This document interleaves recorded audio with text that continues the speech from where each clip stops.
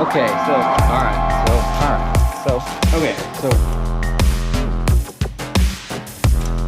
oh, man, I will fuck.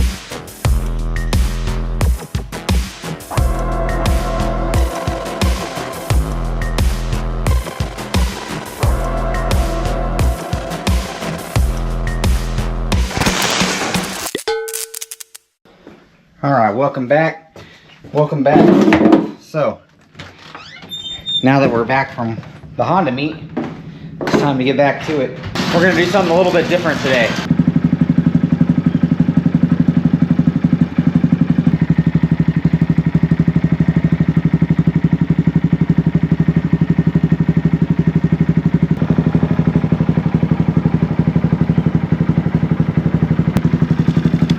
So, fun little fact, since January, or maybe December, of all the videos that I've uploaded, the Grom videos have done the best. Consistently every month. Which is kind of crazy because those were some of the videos that I did in the very beginning, and the editing is not very good. But apparently the editing doesn't matter as long as it's good content, which I'm finding that out now. But anyways, today we're going to go ahead and complete what I started last year.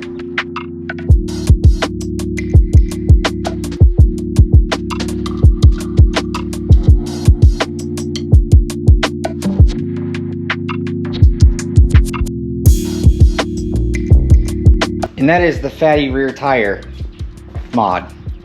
Now, I got these tires like last week. They're Shinkos, and looks like 150 70 13 for the rear and 120 70 13 for the front. I got the wheels last year sometime from the Grom Cartel, and I just have been procrastinating to get them put on, but I can obviously see you guys want to see them put on, or you guys want to see more Grom content anyways, so that's what we're going to do. Now, these wheels were about $1,300-ish for them. I know there's a lot of other options for wheels. These were just, in my opinion, some of the easier ones to put on. I really don't know what I'm doing with the rim install, and there's not a lot of videos online, so we're just gonna try to go at it. I'm gonna start with the rear because the rear seems like it's probably gonna be a little bit more difficult. It has some spacers and things. They sent me this little guy along with the rims. Let me get a razor blade. And inside this package, it looks like there is a, yeah, just as I thought. There's a front sprocket that's spaced out. You can see the spacer on the back. You need that because it shifts the chain over a little bit so it can clear the rear tire. And a rear spacer also to space the rear wheel out. So it should be pretty easy to put on, especially the front wheel. I think the front wheel it'll just slide right on. So let's go ahead and get with it. Trying to figure out kind of how this thing's gonna go together before I actually take the entire Grom apart. And this piece right here that they sent me, I'm assuming would go here on the rear tire and rim, but I don't see how any of these bolt holes line up. Look, they're all kind of off center, so I'm not thinking that's gonna work. But I did get these 4 bolts right here, and they do thread into this rear wheel. So I'm assuming that's the play, but I don't know how that spacer goes. So I think what I might do is take a picture of it and send it to that guy, because he does seem to be pretty responsive through email, and just see what he says, or how this is supposed to be installed. Or, I mean, it's quite possible that he sent me the wrong spacer piece. I don't know. So I'm gonna do that, and then we'll see what happens. So as I'm waiting on him to get back with me on the rear wheel, I think I'm gonna go ahead and install the front wheel. and just make sure that goes pretty smoothly. The front wheel I think is gonna be pretty easy. Got the front tire off, wheel off. You got some spacers here on each side. I'm gonna go ahead and keep those in there just so I can make sure I know exactly where those go. You have to transfer this over to the other wheel. Other than that, it was just the large axle bolt, and then I was able to just slide the wheel off the rotor, like so. And once you get that off, this thing turns, so you can pull the wheel out, no problem. You don't actually have to take the brake off at all. Just don't squeeze the clamp at all, because then you'll have to re-bleed the brakes.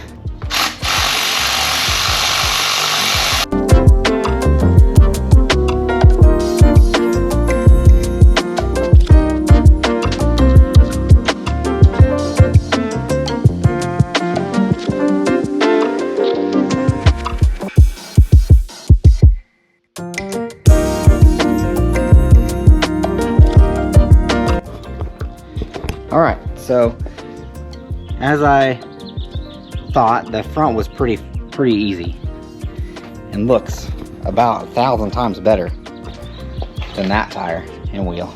So it's just this bolt. You keep these spacers, transfer over your brake, and put back on your nut with some Loctite, because you Loctite everything on this thing because it vibrates so much. And you're set to do the rear. So we're moving along. All right, so I got this cover off here.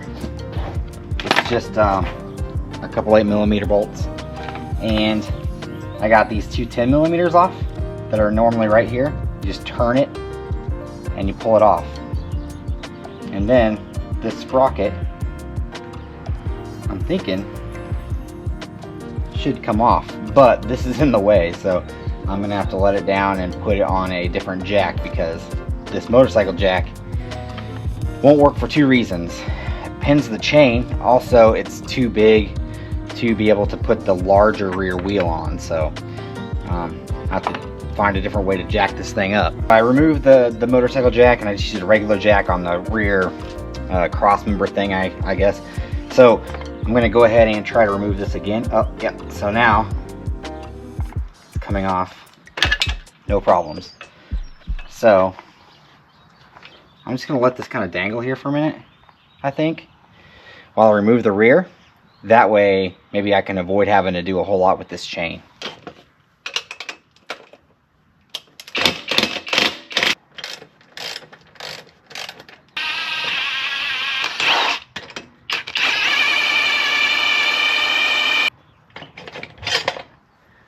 Bada bing.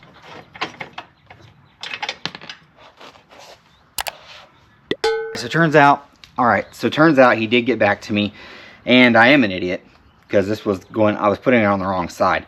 This is for the hub side, not the disc brake side. So it goes actually on this side. I gotta take these bolts out, and I'm pretty sure I'll be able to see what the deal is after that.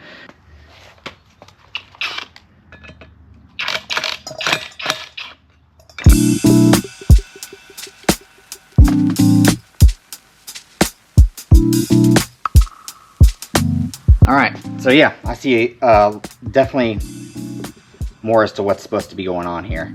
I moved all these rubber pieces over into the wheel, and then after that I was pretty much able to see exactly how to do this. Gotta make sure this thing goes back inside here and sits flush, and then you just put this on like it came off on the factory one, like that. And then I think that's where this thing comes in now. So it's going to space out yeah. So that fits on there like that. These fit on here like this.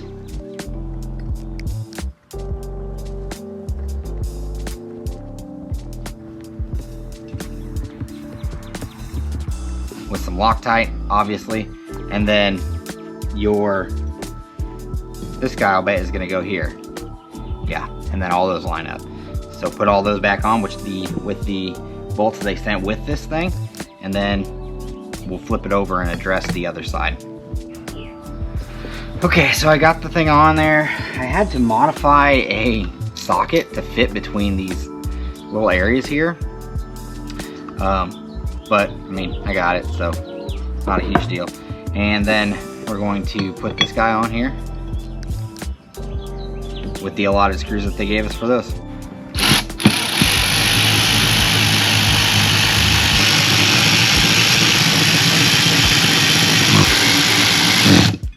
Okay, that's that.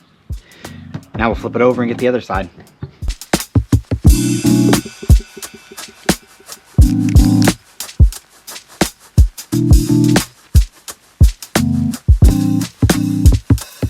So this wheel's all ready to go.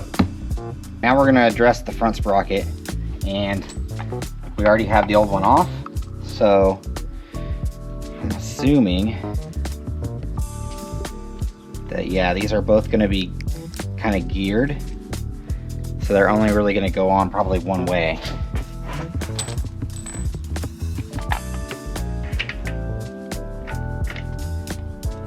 Like that.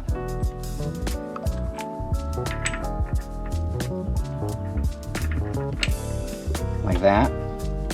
Yeah, you're probably not going to be using this piece anymore because it spaces it out too far. Let me bring you in a little closer. Alright, because it spaces it out further than this little notch right here, this guy uses that notch, so yeah, you're likely not going to be able to use that anymore. So we'll put the other sprocket on, and you're just going to want to make sure that you put it on with the holes lined up, like that, and then use the longer bolts that they gave you. So that's a little interesting. I don't know how this thing is going to stay on there without this piece. Okay, got it in. I don't know what kind of voodoo magic it is, but dude, it holds it in there tight once you get the little bolts in there. I was just worried that this thing was going to come off, but it doesn't. I mean, it's on there, so I'm going to run it like that. We got the spacer in there. Now we just got to put the back tire back on. Okay, so when putting this on back wheel on, I was noticing that it's hitting this little lip here, and if I look, the spacer barely clears that if it's not on, just barely, but it does clear it. So I'm assuming that if you use the factory sprocket, you're gonna have to remove this lip here, which I assume is just these spot welds right here. We'll drill those out, and then we'll see how it fits after that. After removing that ring, where'd it go? Here it is. From here, I just drill out the spot welds and then pry it off with a screwdriver. It was no big deal. It does look like the spacer is just barely enough to get past, or to space it away from the swing arm, but I mean, we'll see. I'm interested to find out. Got it on, and actually, perfect fit, to be honest. And over here, all we gotta do is replace this nut on here and tighten down our swing arm after pulling it back this way, because I just loosened those inner bolts to push it forward so I could get the chain off. But I think we're getting close now. Got everything on. Front tire. Man, it looks so much better with this tire kit, this wheel kit. I still have to adjust the chain, but other than that, it's looking really good.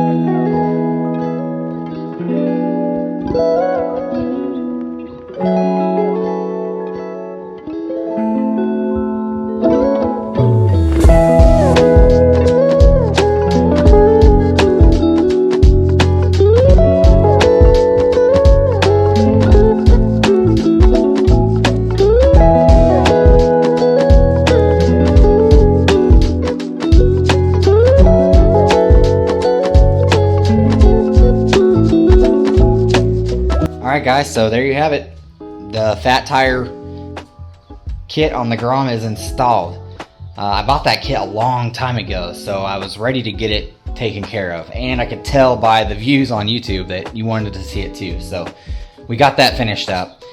I still have some other things I do want to do to the Grom. I definitely want to paint it.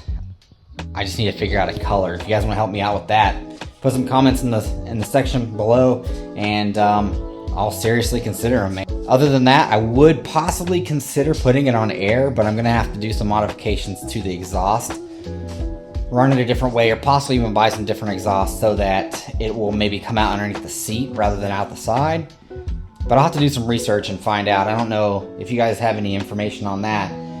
Let me know, because I'm obviously pretty new to the Grom stuff. I haven't done a lot of it. I am going to go ahead and end the video right here. I really appreciate you guys watching. Like, comment, subscribe. Go check out the Grom Cartel. Check out their wheel packages. See what you think. They're easy to install. Aside from that, I'll see you guys on the next one. Keep chasing those builds.